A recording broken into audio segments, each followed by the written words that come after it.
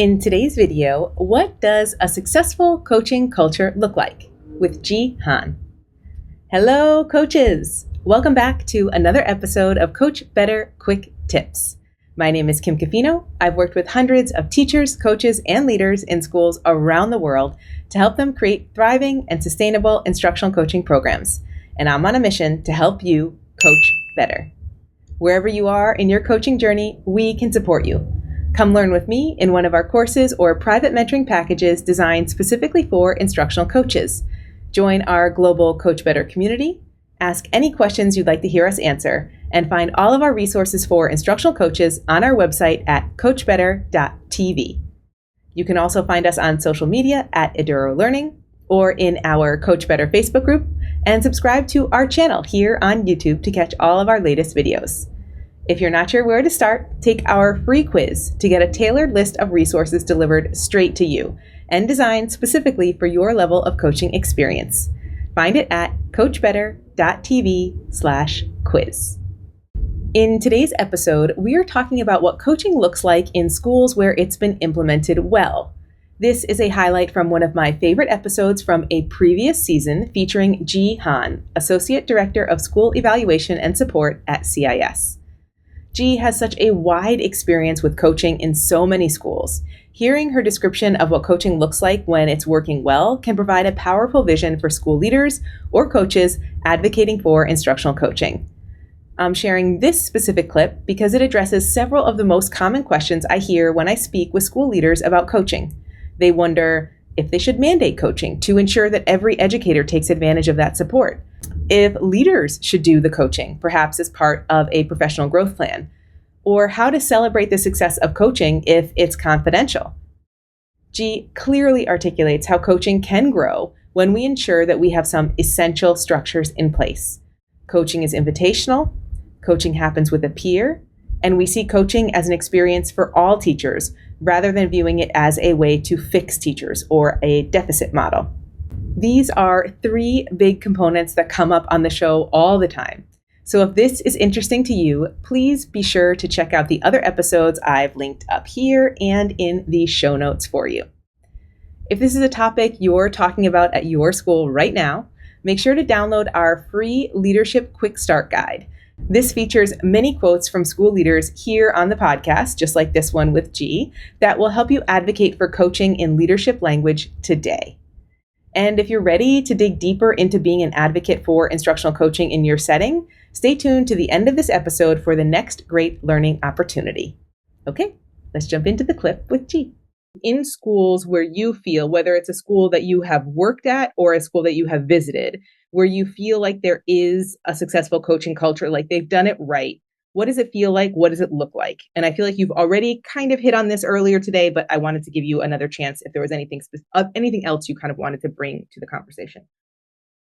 When I looking at schools, one of the schools that I remember having a fairly robust and successful culture of coaching is when the people who are being coached are some of the best teachers in the school. It's because that school has decided that and has made it very clear that this is a growth process, and particularly the what we call the master teachers, the superstars. So often in schools, they're the ones that, for whatever reason, get the least amount of support because they're superstars. They're done. And of course, you and I both know there's no such thing as done.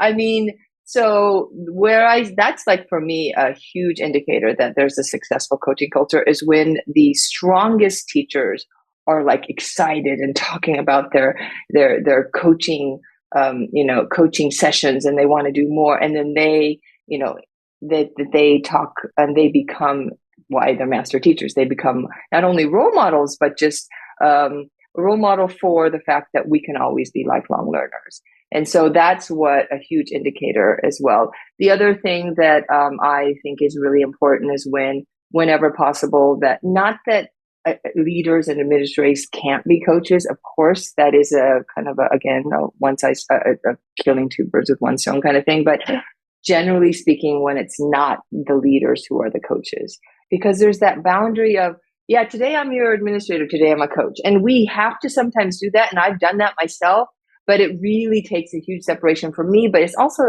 so hard for that other person to say, yeah, today, are you really my coach? Or do you always have the administrator hat on? And honestly, administrator will tell you, they'll say, yeah, I always have it on. Like most times it's kind of to the side. But if I'm a coach and I suddenly see something super scary, and it happens rarely, but sometimes, of course, I have to act on it. I can't just be like, oh no, I'm a coach, this is confidential. I mean, like, certain areas. So I think that that's another indicator, is when possible, not to have the administrator or be the coach and have those two hats. Those are a couple of, pitfalls, I think, that are really. And the other thing is when there's a lot of sharing going on, where people are celebrating, where the people who are being coached, it's not just done in the room where they're being coached, but they're able to celebrate it, share not only their successes, but I tried this and didn't work, but because there's that safe environment of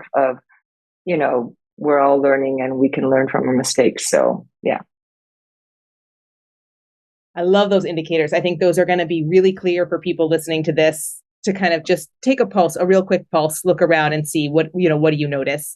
And I really appreciate your point about how hard it is for both administrators and teachers to be able to do that hat switching. Like, I get it that administrators want to have coaching conversations, but even for them, it's hard. Something comes up and it has to be dealt with, and it's no longer confidential, or it's no longer confidential and non-evaluatory than any other coaching conversation you might have with that teacher. You get that like, are you really being my coach right now? Because last time I got in trouble. And not that the administrator can let something go. Obviously, they have to deal with it.